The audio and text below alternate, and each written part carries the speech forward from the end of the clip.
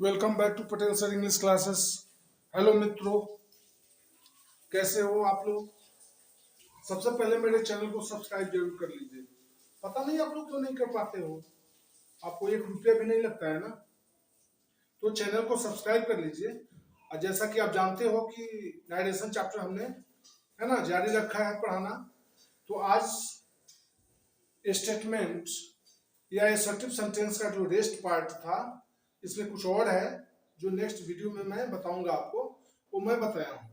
ठीक है, तो असर्टिव सेंटेंस या स्टेटमेंट वाले वाक्य में कभी कभी रिपोर्टेड स्पीच में जब आदर्श सूचक शब्द, देख रहे हो ना, सर आदर्श सूचक शब्द के रूप में सर या डार्लिंग शब्द लगा हो, है ना, डायरेक्ट स्पीच में, तो इनडायरेक्ट स्पीच में चेंज करते समय या बदलते समय सर को रेस्पेक्टफुली, सर के बदले क्या करते हैं, रेस्पेक्टफुली शब्द का इस्तेमाल करते हैं, यूज करते हैं। और डार्लिंग वर्ड के लिए अफेक्शनेटली वर्ड का हम यूज करते हैं, इस्तेमाल करते हैं, और तब उसको इनडायरेक्ट स्पीच में बदलते हैं। ठीक है, लिखकर रिपोर्टिंग वर्ड के साथ रख देते हैं। जैसे में देखिए आप, ही सेड, उसने कहा, सर गिव मी ए पेन, महाशय मुझे एक कलम दीजिए, डायरेक्ट स्पीच का वाक्य हो गया, समझ रहे हैं ना। तो जब भी उसको इनडायरेक्ट स्पीच में चेंज करेंगे तो सर के बदले हमने रेस्पेक्टफुल वर्ड का यूज किया है, इस्तेमाल किया है, तो क्या होगा, he respectfully asked for a pen. समझ में आ गया होगा, ये इनडायरेक्ट स्पीच का वाक्य हो गया। आप जानते हो कि जनरल रूल्स में कोमा इन्वर्टेड कोमा हटता है ना, तो डैट का प्रयोग करते हैं। ये सारी बातें तो आप लोग जानते होंगे, बट इसमें कुछ कहीं कहीं कभी कभी कुछ चेंज हो जाता है। दूसरा सेंटेंस देखिए, Ramu said, coma inverted coma में, डार्लिंग कम हियर, यहां आओ, तो ये डायरेक्ट स्पीच का वाक्य हो गया।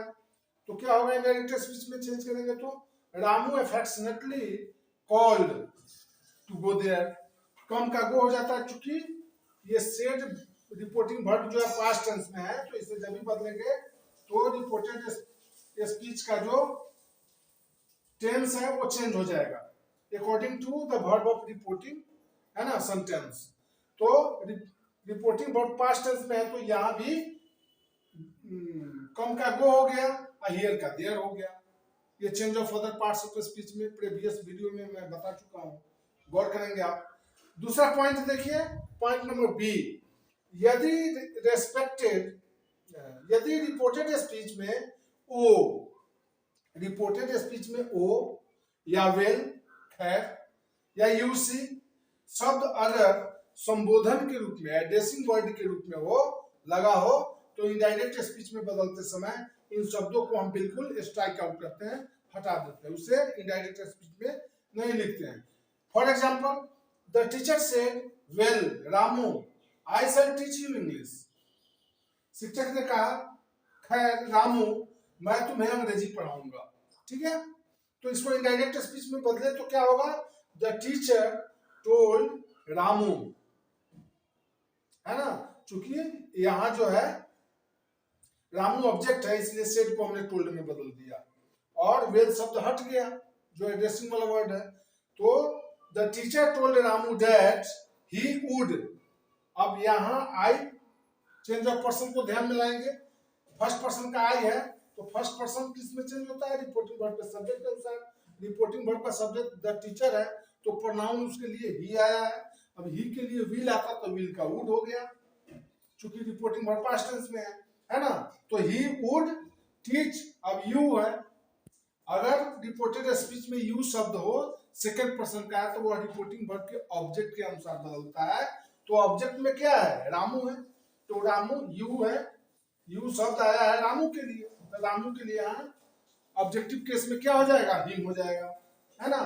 तो पूरा सेंटेंस देखिए, the teacher told Ramu that he would teach him, है ना, शिक्षक किसको पढ़ाएंगे, रामू को, हिम शब्द रामू के लिए है, हिम इंग्लिश। शिक्षक ने कहा, शिक्षक ने रामू से कहा कि वे उसे अंग्रेजी पढ़ाएंगे। यहाँ ऑब्जेक्ट और सब्जेक्ट दोनों थर्ड पर्सन का है, दोनों के लिए प्रोनाउन है। पॉइंट नंबर सी, तीसरा पॉइंट देखिए, जब रिपोर्टेड स्पीच में प्रशंसा या निंदा सूचक शब्द हो, जब किसी की प्रशंसा करते हैं या निंदा करते हैं, है ना, तो इनडायरेक्ट स्पीच में वर्ब कॉल्ड का प्रयोग करते हैं। किसका प्रयोग करते हैं? वर्ब के रूप में, रिपोर्टिंग वर्ब के रूप में कॉल्ड, CALLED, कॉल्ड शब्द का इस्तेमाल करते हैं। ठीक है, जैसे ही सेड टू हरी, उसने हरी से कहा, फूल यू डू नथिंग, मूर्ख तुम कुछ नहीं करते हो। ये डायरेक्ट स्पीच का वाक हो गया, दिख रहा है ना। तो जब इसे इनडायरेक्ट स्पीच में बदलेंगे तो, है ना, चेंज करेंगे तो क्या होगा? ही कॉल्ड हरी फूल, उसने हरी को मूर्ख कहा, एंड और सेड दैट, और कहा कि ही डिड नथिंग, वह कुछ नहीं किया। अब ये रिपोर्टिंग वर्ब पास्ट टेंस में है, रिपोर्टिंग वर्ब यहाँ सेड पास्ट टेंस में है, तो रिपोर्टेड स्पीच का टेंस भी बदलेगा और चेंज ऑफ पर्सन तो बदलेगा ही बदलेगा, है ना। तो आप समझ गए कि ही कॉल्ड हरी, उसने फूल, ही कॉल्ड हरी फूल, हरी को उसने मूर्ख कहा, एंड सेड दैट, और कहा कि ही, यू शब्द आया है यहाँ हरी के लिए, यू शब्द चेंज होता है रिपोर्टिंग वर्ब के ऑब्जेक्ट के अनुसार, ऑब्जेक्ट में हरी है तो हरी के लिए ही हो गया, है ना, प्रोनाउन। तो ही डिड नथिंग, वह कुछ नहीं किया, डू का डिड हो गया, पास्ट रूप, डू मीन्स करना, डिड माने किया, डू डिड डन, वर्ब का रूप आप जानते होंगे, है ना। तो ये सिंपल प्रेजेंट सिंपल पास्ट में चेंज हो गया। He called Hari fool and said that he did nothing, indirect speech का हो गया। अब तो मैं समझता हूँ, उम्मीद करता हूँ कि आप लोग समझ गए होंगे। तो अगर मेरे चैनल को सब्सक्राइब नहीं किए हो तो चैनल को सब्सक्राइब कर लीजिए, घंटी जो होगा बेल आइकन उसको जरूर दबा दीजिए, ताकि जब भी मैं वीडियो बनाऊं तो आपके पास नोटिफिकेशन जाता रहे। ठीक है ना। तो हम लोग फिर मिलते हैं नेक्स्ट वीडियो में। लेकिन मैं कहना चाहूंगा, उम्मीद भी करता हूं आप लोगों से कि नरेशन चैप्टर जो है डायरेक्ट इनडायरेक्ट स्पीच, थोड़ा सा ग्रामर का टफ चैप्टर है, हार्ड चैप्टर है, फिर भी पढ़ना तो है। इसे हर कॉम्पिटिटिव एग्जाम में इसे आते हैं, इंटरमीडिएट चाहे वह साइंस हो, आर्ट्स हो, कॉमर्स हो, उसमें भी इससे प्रश्न आते हैं, मैट्रिक में पूछे जाते हैं, 8वां 9th का भी सिलेबस है ना। तो इसलिए मैं रिक्वेस्ट करूंगा कि आप लोग कोशिश करके किसी न किसी प्रकार पूरा नरेशन चैप्टर समाप्त जरूर कर लीजिए। इसके बाद नरेशन समाप्त होने के बाद मैं दूसरा कोई चैप्टर शुरू करूंगा, चाहे इंफैटिक हो, क्वेश्चन टैग हो, रिमूवल ऑफ टू, और बहुत सारे चैप्टर्स हैं जो मैं शुरू करूंगा। ठीक है, तो मिलते हैं नेक्स्ट वीडियो में। Okay, thank you.